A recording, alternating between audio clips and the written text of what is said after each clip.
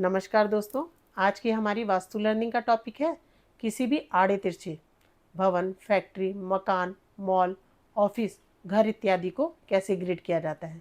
तो सबसे पहले समझ लेते हैं कि ग्रिड होता क्या है।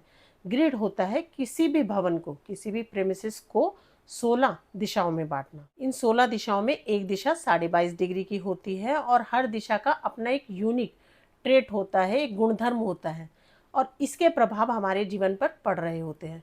यदि इनके इफेक्ट नेगेटिव हैं तो हमें इनको कैसे बैलेंस करना है, इस टेक्निक का यूज़ करते हुए न्यू मेथड को हम यूज़ करते हैं, जिसमें वास्तु और फेंग शुई की अवधारणा के मिक्सचर से न्यू मेथड का यूज़ किया जाता है उस जोन को बैलेंस करने के लिए। अब दोस्तों, जब भी बात आती है वास्तु की तो ज़्यादातर लोगों के दिमाग में क्या आता है कि वास्तु का मतलब है तोड़फोड़ करना। लेकिन ये जो नया मेथड है जिसका हम यूज़ करते हैं घर में बैलेंस करने के लिए, इसमें इस तोड़फोड़ से ही बचाव किया जाता है। इन्हीं प्रॉब्लम को क्योर करने के लिए फेंग शुई और वैदिक वास्तु की मिक्स मेथडोलॉजी को यूज़ किया जाता है इस न्यू वास्तु में, जिसमें आपका धन और समय दोनों की बचत होती है। क्योंकि ये मेथड टेस्टेड है तो आप भी इसे अपने जीवन में अपना सकते हैं और जिस दिशा से आपको प्रॉब्लम आ रही है सिर्फ उसी दिशा का ट्रीटमेंट करके आप वास्तु के पॉजिटिव इफेक्ट अपने जीवन में ले सकते हैं और तोड़फोड़ से भी बच सकते हैं। अब दोस्तों, अपनी पिछली video how to grid plan में हमने समझा कि एक स्क्वायर और रेक्टेंगुलर प्लॉट को कैसे ग्रिड किया जाता है, उसका कैसे सेंटर निकाला जाता है और उसको 16 दिशाओं में कैसे बांटा जाता है। अब इसी में और एक लेयर डीप जाते हुए मैं आपको एक और इजी मेथड बताने वाली हूँ, जिससे आप अपने घर के 16 दिशाओं को मार्क कर सकते हैं। इसके लिए आपको क्या चाहिए, आपको अपना ग्रिड प्लान चाहिए। जिस भी प्रीमिसेस का आप ग्रिड करना चाहते हैं वहाँ पे आप घर के सेंटर में बैठ जाएं। सेंटर में आप प्लान को रख लें और प्लान को कैसे रखना है, जिस दिशा में वॉशरूम है, बेडरूम है, टॉयलेट है, तो प्लान को भी उसी तरह घुमाकर रखना है।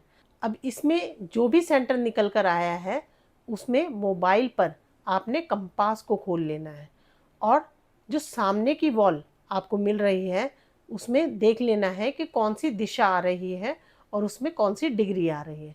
तो इस तरह हम वहाँ से डिग्री को ले सकते हैं और इसी डिग्री को फिर वास्तु चक्र में घुमाकर, जैसे कि हमने पिछली वीडियो में बताया था, वैसे कर आप 16 दिशाएं ले सकते हैं। अब दोस्तों, 16 दिशाओं में हर एक दिशा अपना एक यूनिक ट्रेट, एक यूनिक कीवर्ड लिए हुए है, जिसको हम आने वाली वीडियो में डिस्कस करेंगे। इन 16 दिशाओं के गुणधर्मों के हमारे जीवन पर क्या इफेक्ट पड़ रहे होते हैं और इनको बैलेंस कैसे किया जाता है। आगे मैं बात करने वाली हूँ कि आड़े तिरछे प्लॉट को कैसे ग्रिड किया जाता है। दोस्तों, कई बार देखा गया है कि बिल्डर फ्लोर हुए या अपार्टमेंट हुए तो इनकी खूबसूरती को बढ़ाने के लिए कई दिशाओं को घटा या बढ़ा दिया जाता है। अब क्या ऐसे में इन प्लॉट्स को, अपार्टमेंट्स को नहीं लेना चाहिए? तो दोस्तों, ऐसा बिल्कुल भी नहीं है। इनको आप खरीद सकते हैं और इन दिशाओं को बैलेंस करके अपने जीवन में इनके अच्छे प्रभावों को भी ला सकते हैं। आगे बढ़ते हैं, अनइवन प्लान को कैसे ग्रिड किया जाता है। तो अनइवन प्लान को ग्रिड करने के लिए सबसे पहले हमने उसको स्क्वायर या रेक्टेंगुलर में कन्वर्ट कर देना है। उसके लिए हमने प्लान में इमेजिनरी लाइन को खींच लेना है और जैसे हमने स्क्वायर और रेक्टेंगुलर प्लान का अपनी पिछली वीडियो में सेंटर निकाला था, सेम वही मेथड यूज़ करते हुए सेंटर को निकाल लेना है और 16 दिशाओं में ग्रिड को बांट देना है। अब दोस्तों, जो ध्यान रखने वाली बात है वो यह है कि सेंटर हमेशा घर के या प्लॉट के अंदर होता है, कभी भी सेंटर को घर के या प्लॉट के बाहर नहीं लिया जाता। इसी तरह किसी भी प्लान में यदि जो गैलरी, बालकनी है वो बहुत ज़्यादा घटी या बड़ी हुई है तो उसको कैसे प्लान में हमें यूज़ करना है, इंक्लूड करना है या एक्सक्लूड करना है, उसके लिए क्या चीज़ ध्यान रखनी है। तो दोस्तों, उसके लिए आपको ध्यान रखना है कि पहले आप देखें कि जहाँ पे आपकी गैलरी है या बालकनी है उसकी लंबाई और चौड़ाई जो है वो हमारे प्लान से मोर देन 50% है तो आप उसको इंक्लूड करेंगे और यदि वह 50% से कम है तो उसको आपने नहीं लेना है, यानी उसको एक्सक्लूड करके आपने अपना स्क्वायर बनाना है।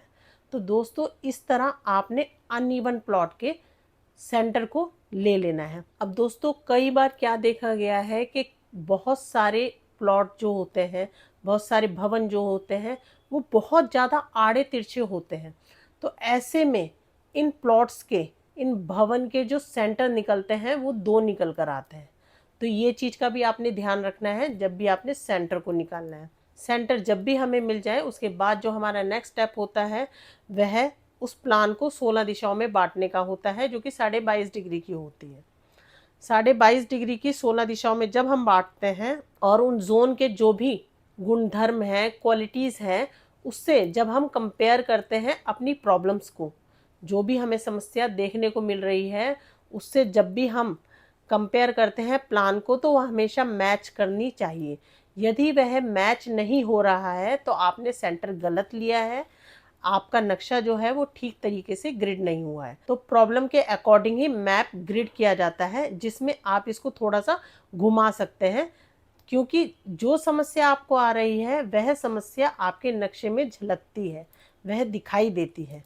तो इसलिए इस बात का ध्यान रखना है कि आपकी प्रॉब्लम के साथ आपके घर का नक्शा हमेशा मैच करता है। दोस्तों यदि आपका प्लान बहुत ज़्यादा आड़ा टेढ़ा है और अभी भी आपको दिक्कत आ रही है अपने प्लान का ग्रिड करने में, तो बेटर यही रहता है कि आप नियरेस्ट सर्वेयर से अपने घर का वास्तु सर्वे करवाएं और प्लान को ग्रिड करवाएं, क्योंकि प्लान का एक्यूरेट होना बहुत ज़रूरी है। इसी प्लान से हम लोग सिम्पटम मैच करते हैं और सॉल्यूशन की बात करते हैं। यदि आपका प्लान ही आपकी समस्या के साथ, आपकी प्रॉब्लम्स के साथ कोरिलेट नहीं कर पाएगा तो आपको सॉल्यूशन करने में भी दिक्कत होगी। तो इसलिए बेटर यही है प्लान को ग्रिड करवा लें। दोस्तों आफ्टर ग्रिडिंग हमारी जो नेक्स्ट लर्निंग है वो है बार चार्ट बनाना।